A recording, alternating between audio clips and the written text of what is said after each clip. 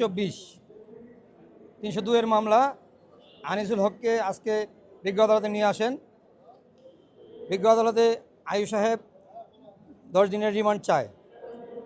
একটা হত্যা মামলা উত্তরা পূর্ব জসিমউদ্দিন রোডে 5/8/24 তারিখের ঘটনা। বৈষম্যবিরোধী ছাত্র আন্দোলনে এই গুলি করে হত্যা করে, ভিকটিম ফজলুল করিমকে গুলি করে হত্যা করে। এই মামলায় 10 দিন রিমান্ড চায়। বিজ্ঞ আদালত 5 দিনের রিমান্ড মঞ্জুর করেন। আরেকটা মামলা রূপনগর 6/9/24 আসামি আবদুল্লাহ আল ইসলাম জ্যাকব 302 মামলা। সাবেক এমপি ভোলা শামীম হাওলাদার নামে একজন ভিকটিমকে হত্যা করে। ওনার 10 দিনের রিমান্ড চায় আয়ু সাহেব। উভয় পক্ষে শুনানি হয়। শুনানি অন্তে বিজ্ঞ আদালত 3 দিনের রিমান্ড মঞ্জুর করেন। এছাড়া আজকে কন্টিনিউ হয়েছিল আর কাদেরকে শুনানি দেখানো হয়েছে কিনা?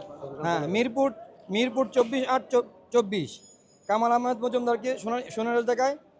মিরপুর 25/10/24 জুনায়েদ আহমেদ পলককে শুনানি দেখায়।